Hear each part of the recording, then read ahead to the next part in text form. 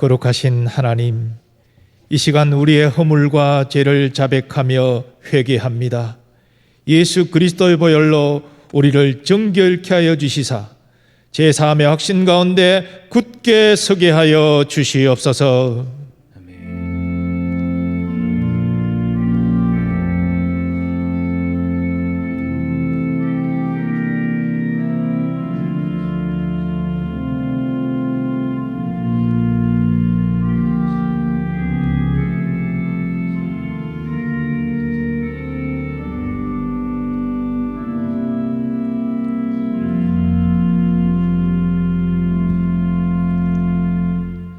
이제 그리스도 예수 안에 있는 자에게는 결코 정죄함이 없나니 이는 그리스도 예수 안에 있는 생명의 성령의 법이 죄와 사망의 법에서 너를 해방하였음이라.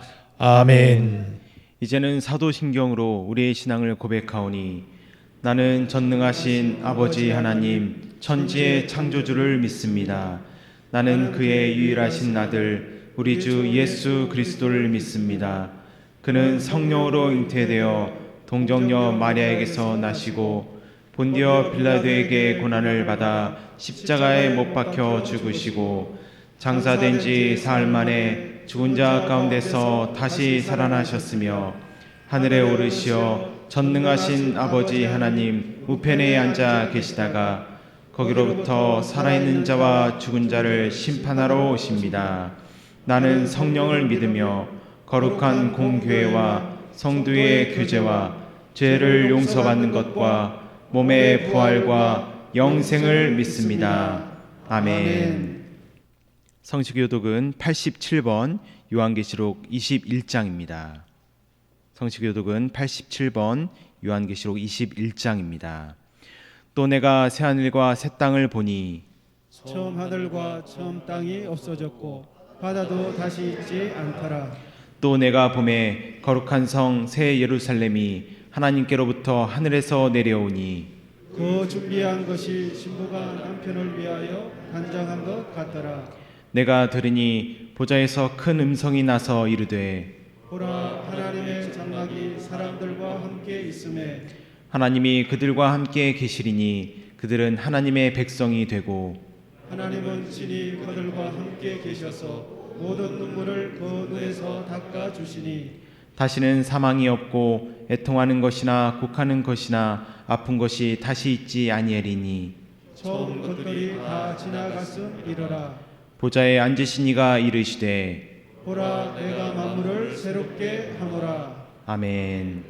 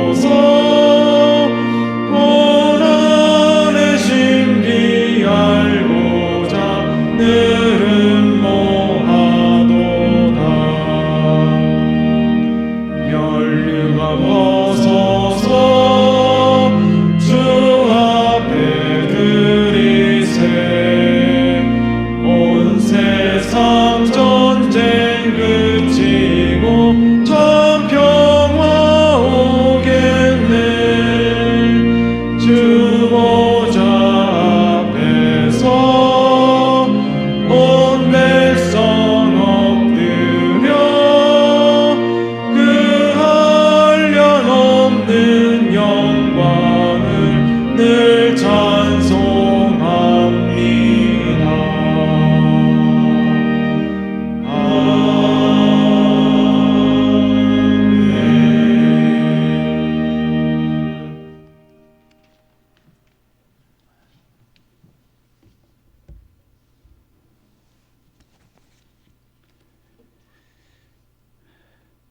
하나님 아버지, 참으로 다사다난했던 2020년도 마지막 주일 예배를 드립니다. 여기까지 인도해 주심을 감사합니다. 이 세상 많은 사람들 중에서도 저희들을 먼저 하나님의 자녀로 불러주신 이 놀라운 은총에 감사드립니다. 하나님 아버지, 온 성도들이 이 자리에 함께 모여 예배드리기를 간절히 바랐지만 이제 그 소망을 새해로 넘겨야 할 것 같습니다. 비록 지금은 환난과 고통에 힘든 시간을 보내지만 이러한 안타깝고 답답한 현실을 통해 저희들을 보다 성숙하고 신실한 믿음의 자리로 인도해주고 계심을 믿고 감사드립니다. 하나님 아버지, 오늘 저희들은 주 예수 그리스도의 거룩하신 보혈 공로를 의지하여 이 자리에 나왔습니다. 이제 믿음과 정성을 모아 감사와 찬송과 경배를 드리오니 저희의 이 예배를 받아 주시옵소서. 하나님 아버지, 우리 하나님을 향한 저희의 믿음이 한결같이 진실하고 강건하게 하옵소서. 주의 거룩한 말씀에 늘 귀를 기울이며 즐겁게 순종해 나가는 성도의 삶이 되게 하여 주시옵소서.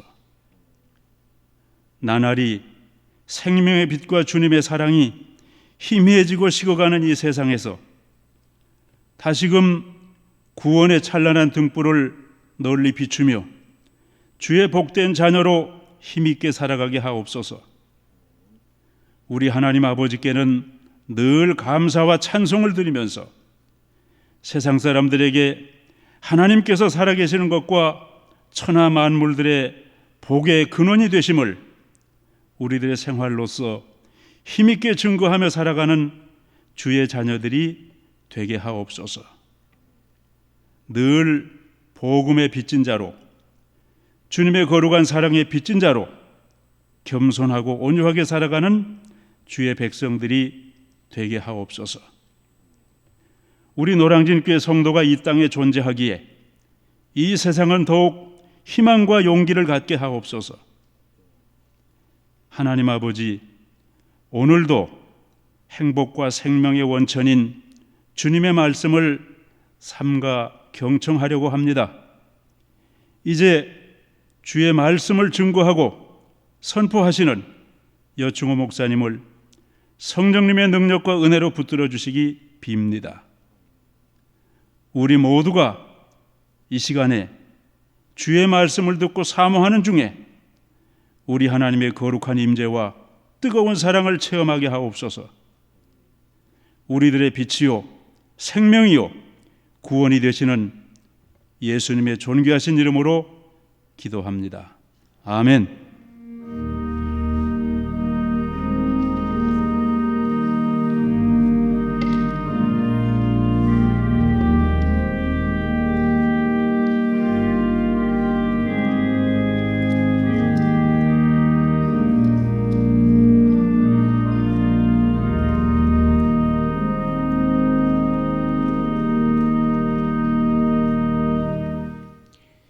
이 시간 하나님께서 우리에게 주시는 말씀은 이사야 42장 14절에서 25절까지의 말씀입니다.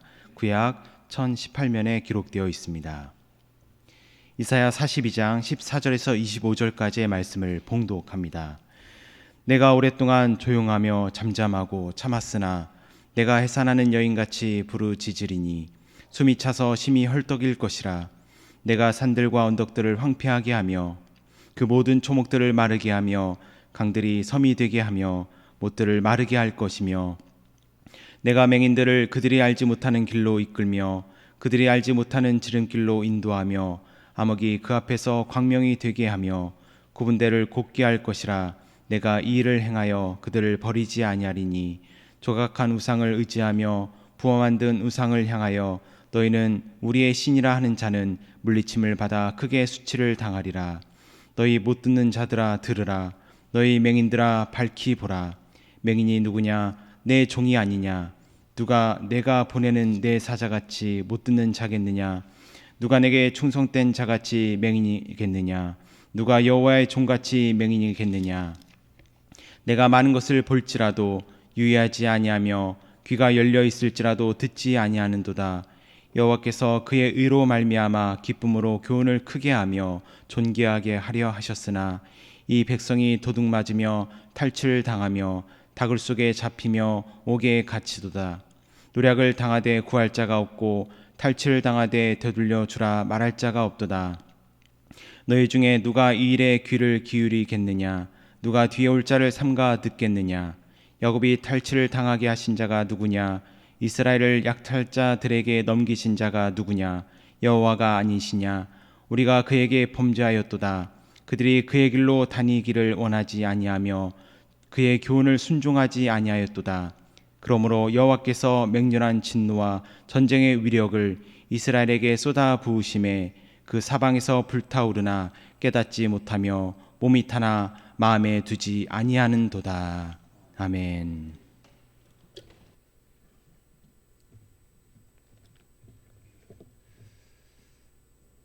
이사야 40장 이하 말씀을 이해하는 방식은 다양합니다만 우리는 이 40장 이하 말씀을 예언의 관점으로 이해했습니다.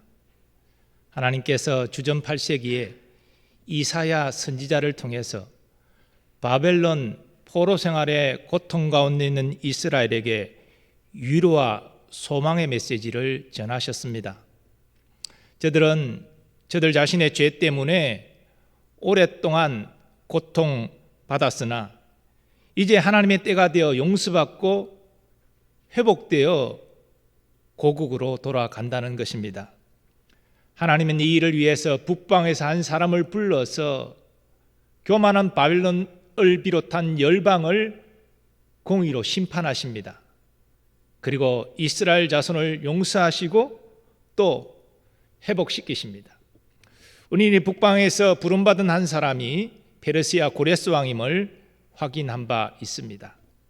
오늘 본문도 이스라엘을 향한 하나님의 긍휼과 구원을 예고하고 있습니다. 특별히 14절부터 20절까지 하나님은 직접 말씀하십니다.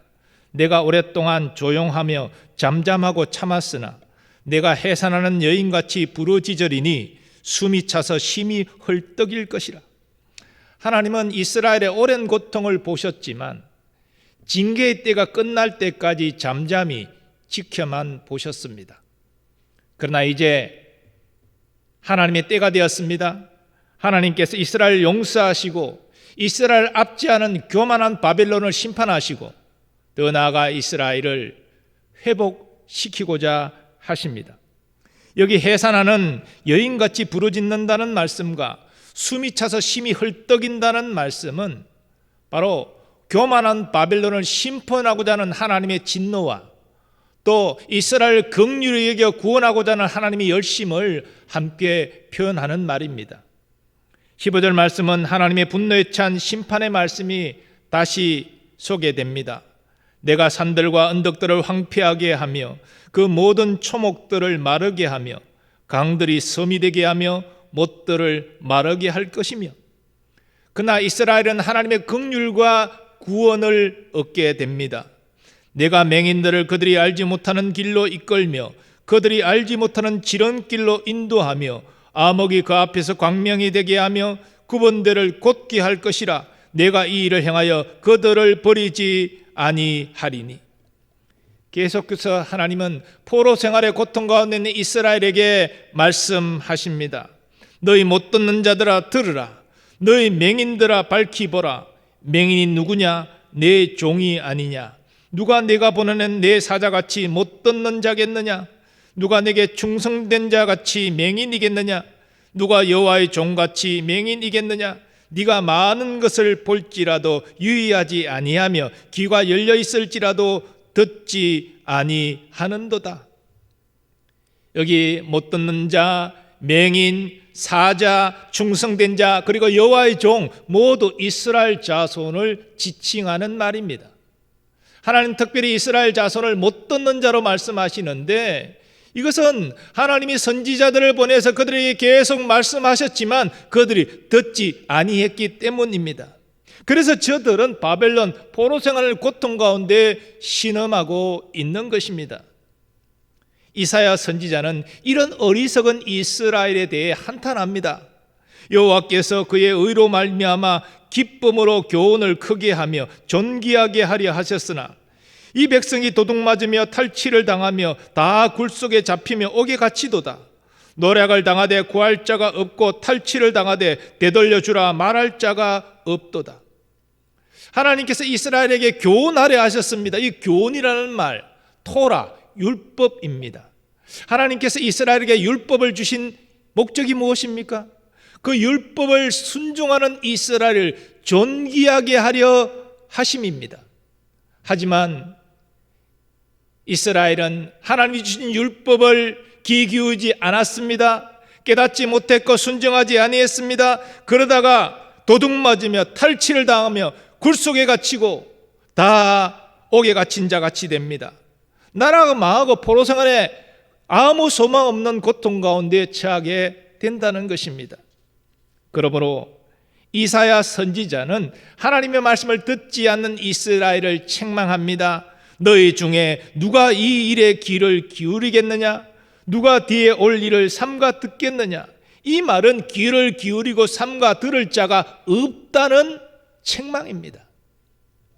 그런데 여기 이 일과 뒤에 올 일이 무엇입니까?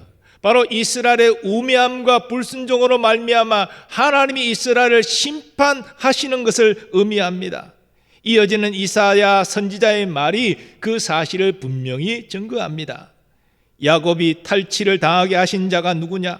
이스라엘을 약탈자들에게 넘기신 자가 누구냐? 여호와가 아니시냐? 우리가 그에게 범죄하였도다. 그들이 그의 길로 다니기를 원하지 아니하며 그의 교훈을 순종하지 아니하였도다. 그러므로 여호와께서 맹렬한 진노와 전쟁의 위력을 이스라엘에게 쏟아 부으심에 그 사방에서 불타오르나 깨닫지 못하며 몸이 타나 마음에 두지 아니하는도다. 오늘 본문 말씀의 핵심은 하나님께서 이스라엘을 책망하시고 심판하시는 것이 아닙니다. 이스라엘은 그 불순종에 대하여 징계를 받습니다. 오랜 세월 70년 포로 생활 고통 가운데 신음했습니다. 그런데 이제 하나님의 용서의 때, 회복의 때가 되었습니다. 하나님께서는 이스라엘을 지나치게 압제한 바벨론을 공의로 심판하고자 하십니다. 그리고 포로 생활에 해방되어서 다시 예루살렘으로 이스라엘이 돌아갈 수 있도록 길을 여십니다. 이처럼 하나님은 택한 언약을 맺은 이스라엘을 결단코 버리지 아니하십니다. 그렇다면 왜 하나님께서 저들의 불순종을 덜치워내시며 책망하시며 또한 이렇게 경고하고 계신 것입니까? 이것은 하나님의 구원을 경험하고 예루살렘으로 돌아간 이스라엘 자손이 과거같이 말씀을 듣지 않고 깨닫지 못하고 불순종하여 하나님의 심판에 처해지지 않도록 경고하시는 것입니다. 이제는 말씀을 듣고 깨달아 순종하여서 하나님이 존귀케 하시는 복을 누려라. 이것이 오늘 말씀의 핵심입니다. 여기서 우리는 믿음의 삶이 무엇인지를 깨닫게 됩니다. 하나님의 자녀는 예수 믿고 구원받은 순간부터 믿음의 삶을 시작합니다. 근데 믿음과 불신앙이 다르지 않습니까? 그렇다면 믿음의 삶과 세상 사람의 불신앙의 삶도 분명히 달라야 되지 않겠습니까? 그 다른 점이 무엇입니까? 하나님께서는 오늘 본문을 통해서 불신앙의 삶과 다른 믿음의 삶을 몇 가지로 말씀하십니다. 먼저 하나님은 믿음의 삶이 하나님의 말씀을 듣는 것이라 말씀하십니다. 이스라엘이 왜 나라가 망하고 바벨론 포로 생활의 고통 가운데 신음하였습니까? 바로 하나님께서 선지자를 보내 전하는 말씀을 듣지 아니했기 때문입니다. 네가 많은 것을 볼지라도 유의하지 아니하며 귀가 열려 있을지라도 듣지 아니하는도다. 오죽하면 하나님께서 이스라엘 향해서 너희 못 듣는 자들아 들으라, 너희 맹인들아 밝히 보라 이렇게 말씀하셨겠습니까? 이스라엘은 도대체 듣기를 싫어했습니다. 하나님은 바벨론 포로 생활 고통 가운데 심한 이스라엘에게 이제 해방과 회복을 말씀하시면서 회복된 이후에는 과거같이 어리석게 듣지 않는 그런 잘못을 범하지 말고 나의 말을 들으라 말씀하고 계십니다. 이처럼 하나님께서 하나님의 백성에게 원하시는 것은 하나님의 말씀을 듣는 것입니다. 너희는 귀를 기울여 내 목소리를 들으라. 자세히 내 말을 들으라. 왜 우리가 하나님 말씀을 들어야 됩니까? 하나님의 말씀이 진리이고 거기에 생명과 형통의 길이 있기 때문입니다. 우리가 사는 길 하나님 말씀에 있기 때문에 그 말씀을 들어야 되는 것입니다. 복음 전파도 유일하신 구세주 예수님을 전하여 상대방으로 듣게 하는데 그 핵심이 있지 않습니까? 예수 그리스도가 구주이신 것을 들어야 예수님을 믿을 수 있는 것입니다. 그래서 사도 바울은 이렇게 로마에 있는 성도들에게 편지하면서 말합니다. 그러므로 믿음은 들음에서 나며 들음은 그리스도의 말씀으로 말미암았느니라. 우리의 신앙생활은, 우리의 믿음의 삶은 하나님의 말씀과 분리될 수 없습니다. 성경은 성령의 감동으로 기록된 것으로 우리의 신앙과 행위의 정확무한 기준입니다. 그러므로 우리는 날마다 성경 말씀을 우리의 영의 양식으로 섭취해야 됩니다. 날마다 육을 위하여 육신의 양식만을 먹는 것이 아니라 우리 영을 위해서 영의 양식 말씀을 먹어야 됩니다. 말씀을 섭취하는 방식은 말씀을 읽고 듣고 묵상하는 것입니다. 히브리어로 묵상이라는 말은 작은 소리로 읊조리고 그 읊조리는 말을 귀로 듣는 것을 의미합니다. 이것이 유대인들의 말씀 묵상법입니다. 율법을 작은 소리로 읊조리면서 그 말을 자기 귀로 들으면서 마음에 그 말씀을 채운다는 것이지요. 우리도 하나님의 말씀을 우리의 마음에 채워야 합니다. 그럴 때 우리가 영적으로 성장하고 하나님이 원하시는 길로 나아갈 수 있습니다. 우리가 매일의 삶을 보면 우리는 많은 사람을 만나면서 사람들의 다양한 말을 듣습니다. 또 방송 매체를 통해서 다양한 소리를 듣게 되지요. 그런데 이 소리들 대부분의 내용은 육신적이고 세상적이고 헛된 것들이 대부분입니다. 우리가 이런 말에 그냥 우리의 마음을 노출시키면 우리는 이런 육신적인 말, 세상적인 말, 헛된 말로 우리의 심령을 채우게 됩니다. 그렇기 때문에 우리가 하루를 시작하는 첫 시점에 하나님의 말씀을 읽고 듣고 묵상해서 그 말씀으로 우리의 심령을 채우는 것은 매우 중요합니다. 생명의 말씀이 내게 있기 때문에 육신의 말씀이 들어봐도 우리는 육신의 말씀을 물리칠 수가 있는 것이지요. 매일 하루를 시작할 때 성경 말씀을 읽고 듣고 묵상해서 심령에 채우는 여러분 되시기 바랍니다. 그럴 때 우리는 그 말씀을 하루를 승리하며 살게 될 것입니다. 두 번째로 하나님은 믿음의 삶이 들은 말씀을 바르게 깨닫는 것이라 말씀하십니다. 우리의 믿음의 삶의 시작은 하나님의 말씀을 듣는 데서 출발합니다. 그런데 하나님의 말씀을 들을 뿐 아니라 그 들은 말씀을 바르게 깨달아야 바른 신앙생활이 가능합니다. 말씀을 듣는데 잘못 해석하고 잘못 적용하게 되면 잘못된 삶으로 나아가게 되는 것이죠. 그게 이단들의 특징인 것입니다. 사실 구약의 선지자들은 이스라엘이 듣든지 아니 듣든지 하나님의 말씀을 선포했습니다. 그러므로 이스라엘은 어쩔 수 없이 하나님 말씀을 들어야 됐습니다. 그런데 문제는 무엇입니까? 그 듣기는 들었지만 깨닫지 못한다는 것입니다.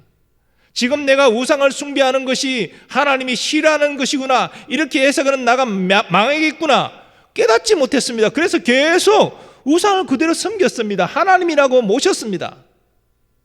깨닫지 못한 것이지요. 이사야 선지자는 이스라엘의 이런 사실을 증거합니다. 그러므로 여호와께서 맹렬한 진노와 전쟁의 위력을 이스라엘에게 쏟아 부으심에 그 사방에서 불타오르나 깨닫지 못하며 몸이 타나 마음에 두지 아니하는도다. 얼마나 어리석은 모습입니까? 이사야서에는 이 깨닫지 못하는 이스라엘을 향한 하나님의 안타까운 마음이 잘 표현된 구절이 있습니다. 내가 자식을 양육하였거늘 그들이 나를 거역하였도다. 소는 그 임자를 알고 나귀는 그 주인의 구유를 알건만은 이스라엘은 알지 못하고 나의 백성은 깨닫지 못하는도다. 이 깨닫지 못하는 하나님의 백성 때문에 하나님 마음이 얼마나 안타까웠겠습니까?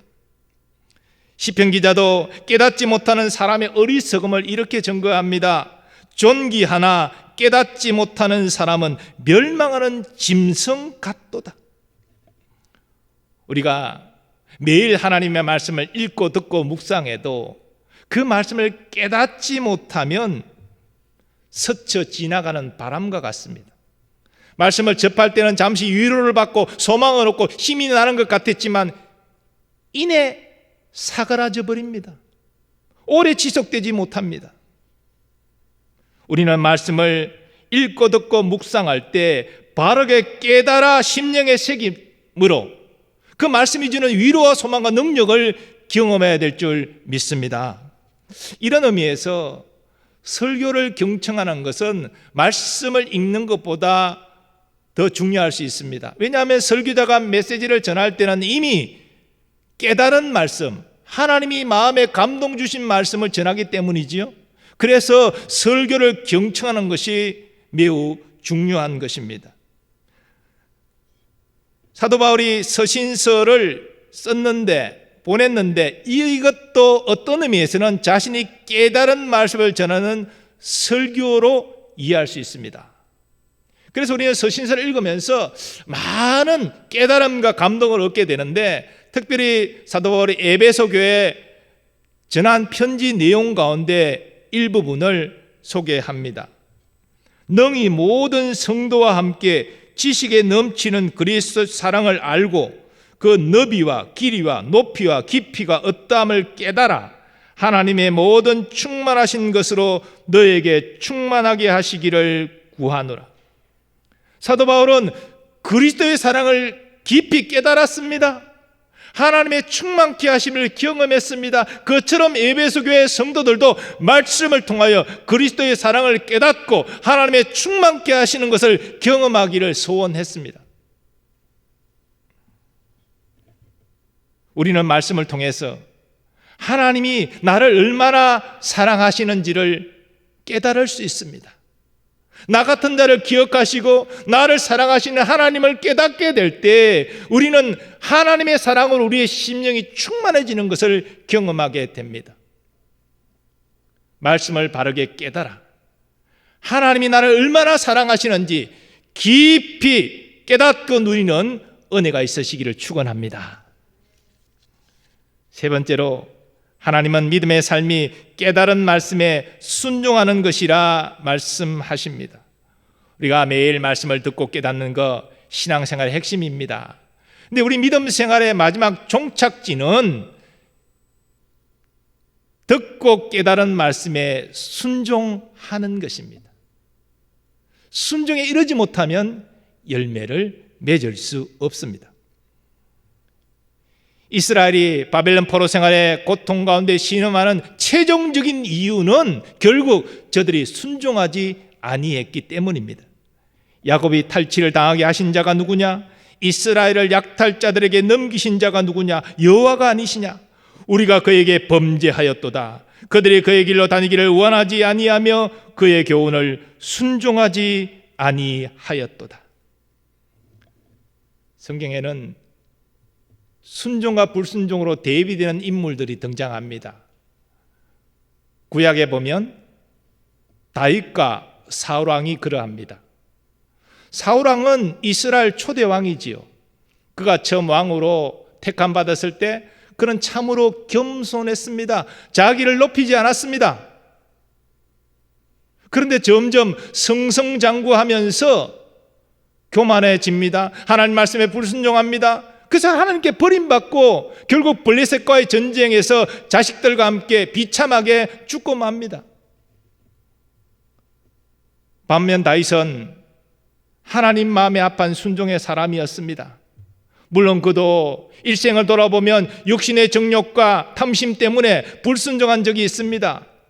바세바의 간음 사건, 인구조사 사건, 이런 것들 하나님 마음에 맞지 않는 죄를 범한 것입니다. 그러나 다윗은 나단 선지자가 지적할 때 적시로 깨닫고 회개했습니다. 돌이켰습니다. 다시 순종의 길로 나아갔기 때문에 다윗은 위대한 성군으로 남을 수 있었습니다.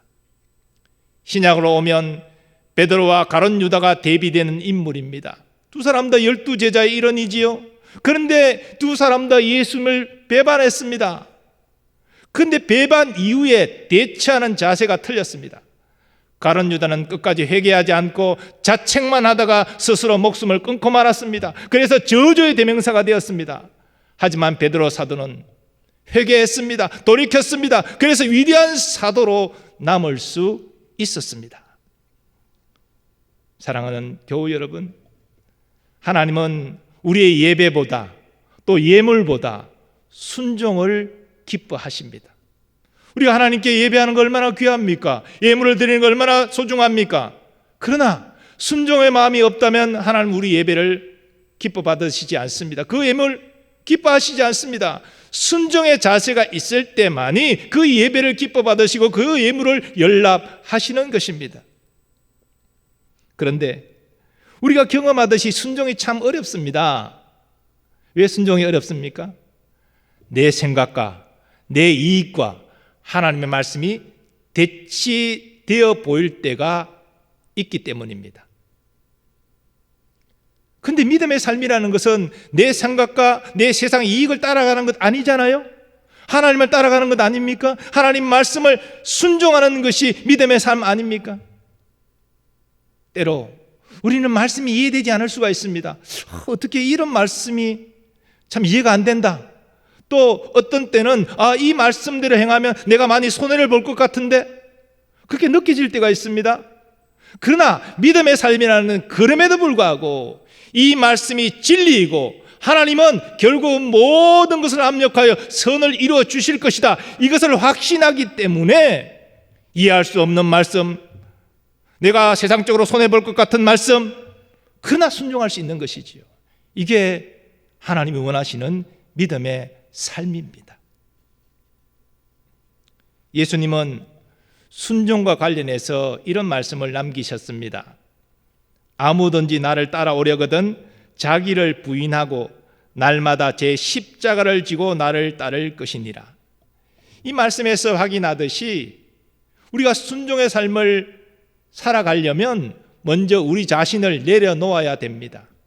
근데 참 우리 자신을 내려놓기가 힘듭니다. 내 욕심 내려놓는 거, 내 고집 내려놓는 거 참 어렵습니다. 그러나 나를 내려놓아야 주님의 십자가 길이 보이고 그 십자가 길을 나도 십자가 지고 따라갈 수 있는 것이죠. 순종이 가능한 것입니다. 자, 그런데 우리 자신을 내려놓고 순종하는 것은 단지 의무감으로만 가능한 것이 아니라는 것입니다. 그렇게 살아가는 누가 모르겠습니까? 신앙생활 조금이라도 해본 분들은 나의 욕심을 내려놓고 말씀에 순종해야지. 머리는 다 동의합니다. 그렇게 해야 된다는 것도 받아들입니다. 하지만 이해한다고 의무감으로 안 된다는 것이죠.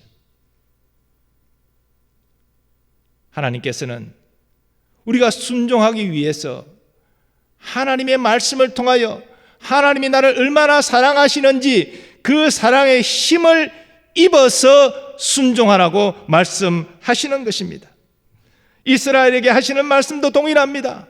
너희가 과거 나의 말을 듣지 않고 깨닫지 못하고 불순종했지만 이제는 나의 말을 듣고 깨달아라. 특별히 내가 너희를 얼마나 사랑하는지를 깨닫고 그 사랑의 힘으로 너희가 순종해라. 내가 너희를 이제 존귀하게 높이리라 말씀하시는 것입니다. 올해 우리 교회 표어는 말씀으로 새로워지는 교회였습니다. 저는 올해 신년주일에 이 제목으로 설교하면서 설교의 핵심을 말씀을 깨닫고 순종해서 영적 부흥을 이루자, 이렇게 말씀을 드렸습니다.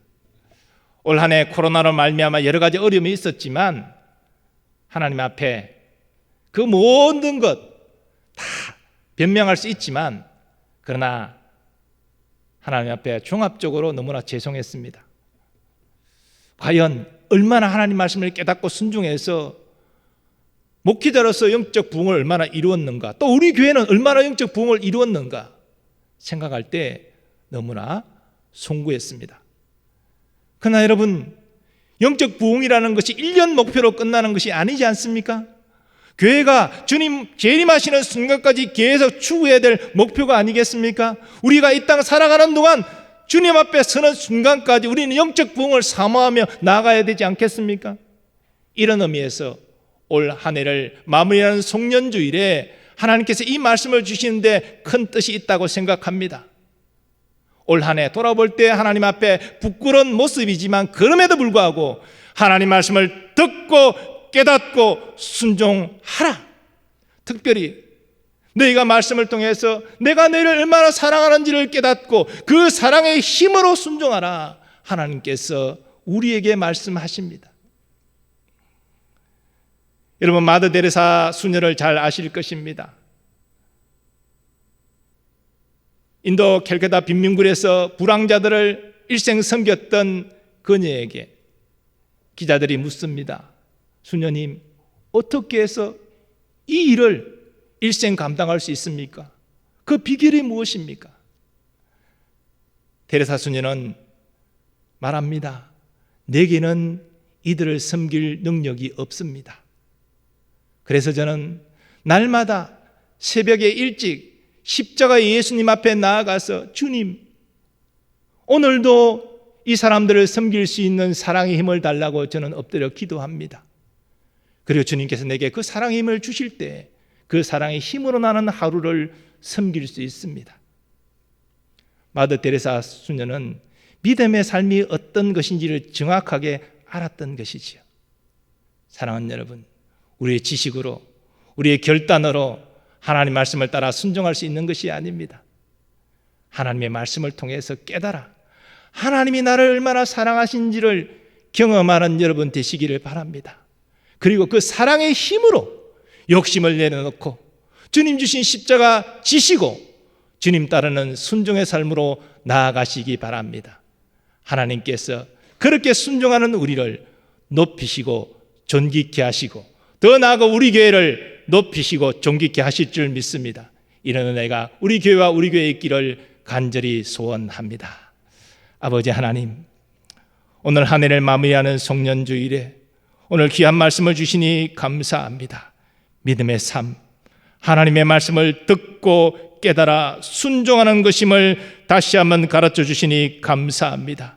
하나님, 특별히 주의 말씀을 통해서 나를 향한 하나님의 넘치는 사랑을 깨달아 누릴 수 있게 하여 주옵소서. 그 사랑의 힘으로 나의 욕심을 내려놓고 순종함으로 나아가는, 그리하여 하나님이 존귀케 하시는 복을 받는 우리 모든 교우들 되게 하여 주시옵소서. 예수님의 존귀하신 이름으로 기원하옵나이다. 아멘.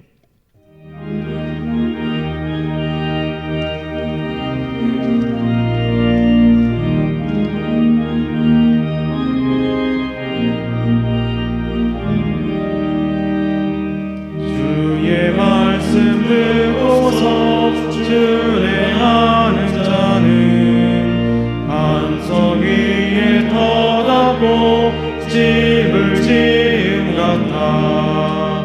비가 오고 물나며 바람 부딪혀도 반석 위에 세운 집 무너지지 않네. 잘 짓고 잘 짓세, 우리 집 잘 짓세. 만세 반석 위에 닿은 우리 집 잘 짓세. 주의 말씀 듣고서 준행하는 자는 모래 위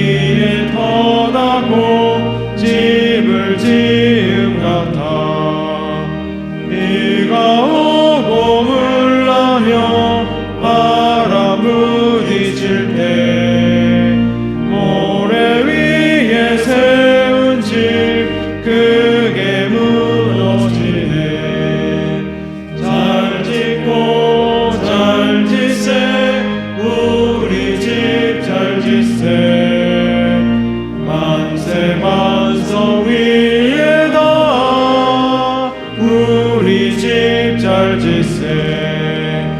세상 모든 사람들 집을 짓는 자니 반성이가 아니면 모래 위에 짓네. 우리 구주 오셔서 지은 상을 줄 때 세운 공로 따라서 영영 상벌 주니 잘 짓고 잘 짓세. 우리 집 잘 짓세. 만세 반석 위에다 우리 집 잘 짓세.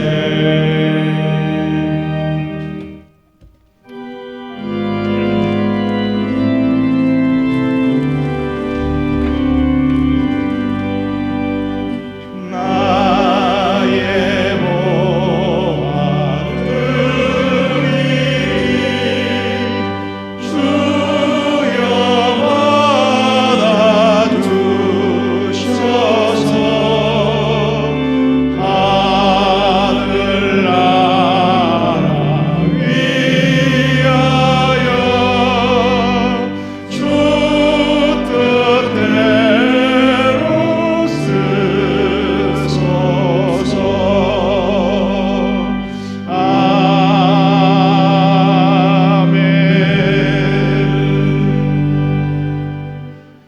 거룩하신 하나님, 주를 향한 사랑과 믿음의 고백을 담아 예물 봉헌합니다.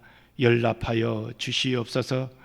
우리의 감사의 제목과 소원의 제목을 적어 주께 또한 올려드립니다.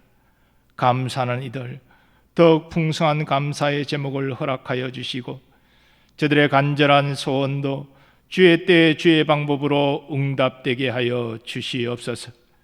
하나님, 예수의 보혈로 값주고 사신 주의 몸된 노량진 교회, 말씀으로 새로워지는 교회, 생명이 풍성한 교회, 성령의 역사를 경험하며 사랑의 띠로 화목한 교회로 한 걸음 더 나아갈 수 있도록 도와주옵소서.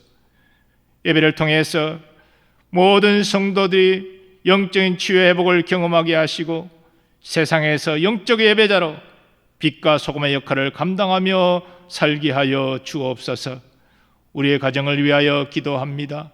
믿음과 건강함과 화목함을 허락하여 주시고 우리의 생업의 현장에 함께하여 주셔서 물질 때문에 고통받지 않도록 주님 도와 주시옵소서.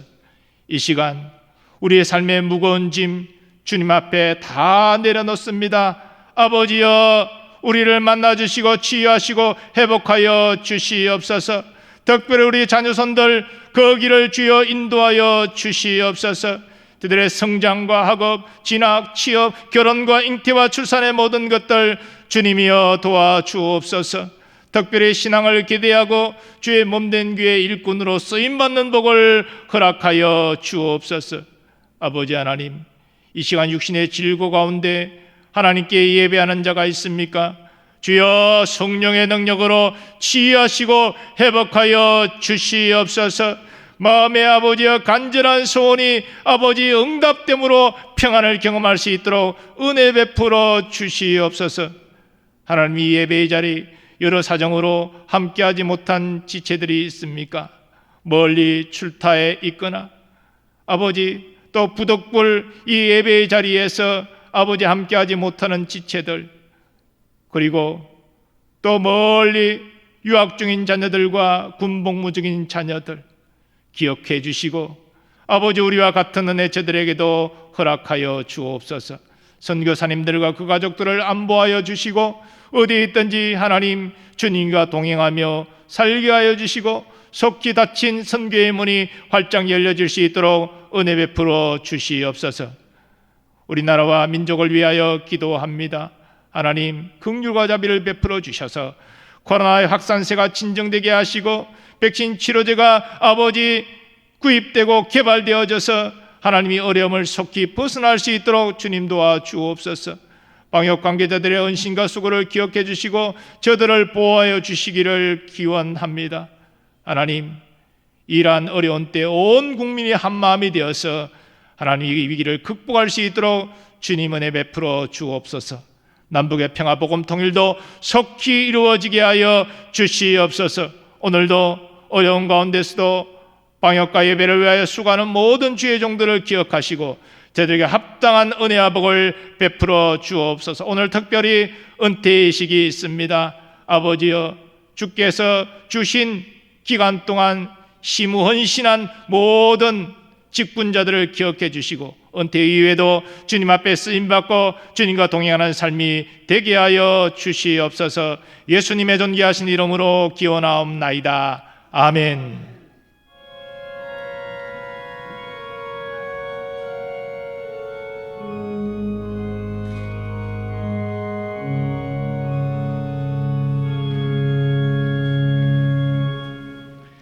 네, 자리에 앉으시고요. 우리 온라인 예배 드리는 분들 가족과 함께 예배 드리면 가족끼리 서로 축복하고 교제하면 되겠고요. 그렇지 않으신 분들은 앞에 교우가 계시다 생각하고 축복하시면 좋겠습니다. 서로 축복하는 시간 갖겠습니다. 주님의 평안을 기원합니다.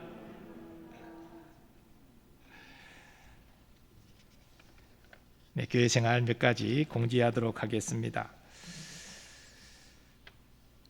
영시 기도회가 목요일 밤 12시에 있는데요. 역시 온라인 실시간 유튜브 중계로 진행이 됩니다. 11시 30분부터 찬양이 시작되고 또 1년 동안에 일어난 일들을 동영상으로 보면서 영시 기도회가 진행이 됩니다. 모든 것이 온라인으로 진행되기 때문에 우리 말씀 카드 받는 것도 어쩔 수 없이 영시 기도회 이후에 개별적으로 교회에 오셔서 받아가시고 또 대면 예배가 재개되면 그때 받아가실 수 있겠습니다.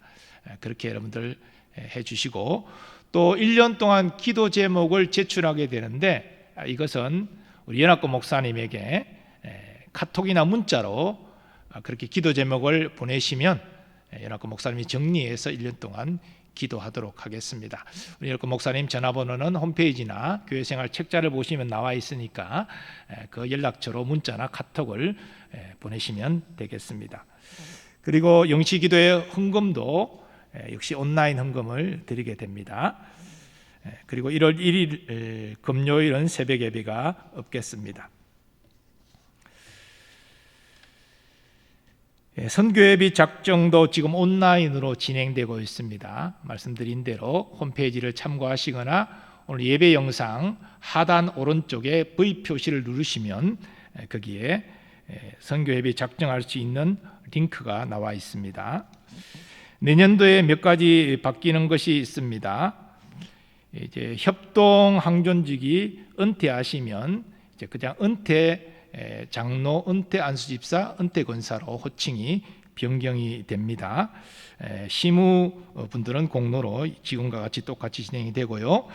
그리고 이제 주일 예배의 순서 중에서 교회 생활과 그리고 봉헌 순서가 설교 앞으로 이동이 됩니다. 그 부분이 바뀌게 되고요. 그리고 말씀드린 대로 3부 예배가 찬양 예배 형식으로 바뀌게 되는 것을 유의해 주시기를 바랍니다. 그리고 하반기 부흥사경회는 상반기로 옮겨서 3월 달에 부흥사경회가 진행이 됩니다. 몇 가지 바뀐 사항을 여러분들에게 말씀을 드렸습니다. 그리고 성경보기, 올해 성경보기 하신 분들, 혹시 누락되신 분들은 우리 연합고 목사님에게 추후라도 알리셔서 소정의 선물을 받아가시기를 바라고, 내년에도 우리 성경 보기를 우리 교우들이 열심히 하셔서 정말 내년도에는 성경을 많이 읽는 한 해가 되었으면 좋겠다 싶습니다. 상례 소식을 말씀드립니다. 253구역 이혜선 집사님 부친상을 당하셨습니다. 빈선은 부천 장례식장이고요. 교회에서 위로 예배는 다녀왔고 안치 예배가 월요일 교회에서 6시 30분 출발해 우리 노량진 동산 소망공원 7시 30분에 있습니다. 담당교역자 홍건철 목사님입니다. 이혜선 집사님 부친상 문의는 홍건철 목사님에게 해주시면 되겠습니다. 나머지 자세한 내용은 주보를 참고해 주시기를 바라고요. 특별히 은퇴자 프로필과 교회 조직은 교회 주보 별지에 되어 있습니다. 온라인상으로는 바로 주보에 첨부되어 있으니까 참고해 주시면 되겠습니다. 이제 은퇴자들을 대표해서 군영회 장로님 나오셔서 감사 인사를 해 주시겠습니다. 오늘 교회 앞에서 함께 은퇴하시는 분들을 대표해서 이렇게 인사를 드리게 되었습니다. 많이 부족한 사람을 이 자리까지 인도해 주신 하나님 아버지께 먼저 감사를 드립니다. 그리고 저희들을 위해서 기도해 주시고 주님을 섬기는 일에 따뜻한 격려를 아끼지 않으셨던 우리 리민식 원로 목사님과 강신원 원로 목사님 네 분께 깊이 감사드립니다. 또한 저희들을 위해서 늘 기도해 주시고 배려와 성원을 아끼지 않으셨던 우리 여충호 담임 목사님께 감사드립니다.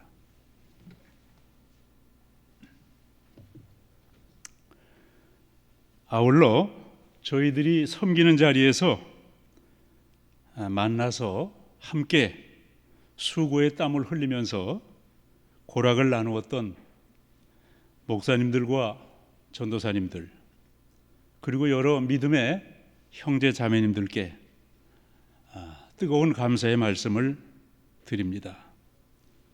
코로나 바이러스 확산으로 일찍이 겪어보지 못한 고통을 겪고 있는 이 안타까운 상황에서 은퇴하게 되는 저희들의 마음도 참 무겁습니다. 모쪼록 코로나 바이러스가 어서 사라지고 이전보다 더욱 은혜로운 믿음과 성령의 계절이 이 땅에 다시 임하기를 비는 마음으로 인사를 드립니다. 교우 여러분, 그동안 진심으로 감사했습니다. 감사합니다.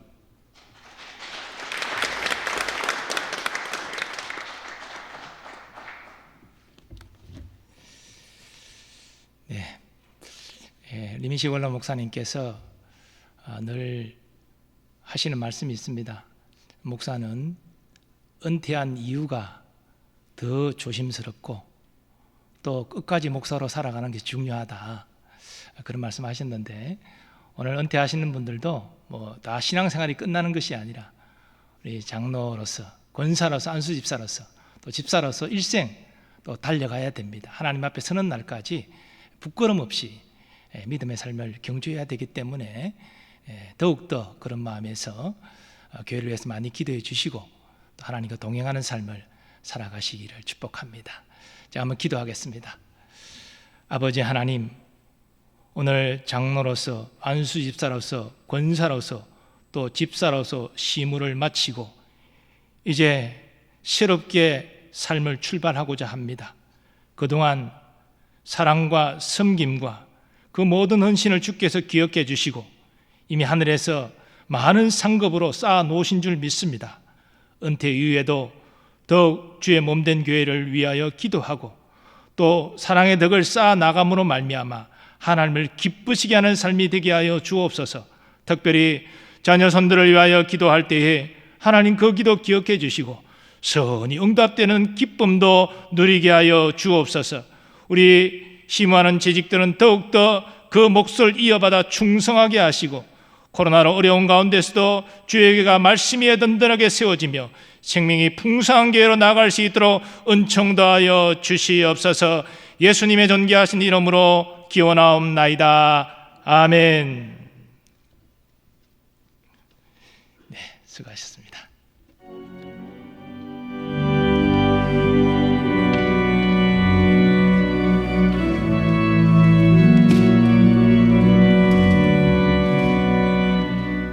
가는 길에 주의 평강이 있으니 평강의 왕 함께 하시니 너의 걸음 걸음 주 인도하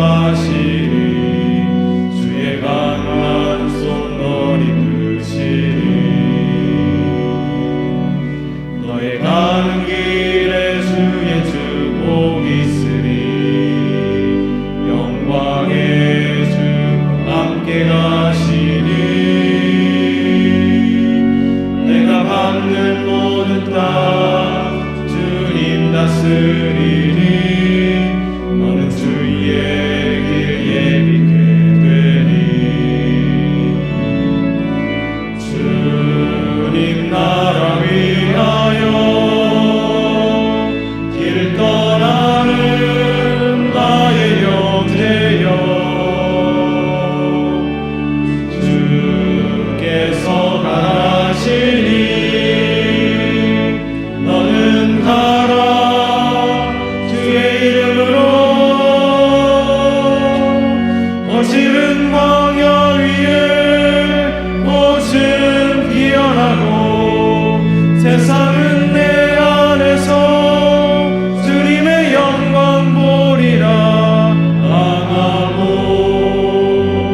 담대하라 세상 이기신 주 늘 함께 너와 동행하시며 내게 새 힘을 주시리.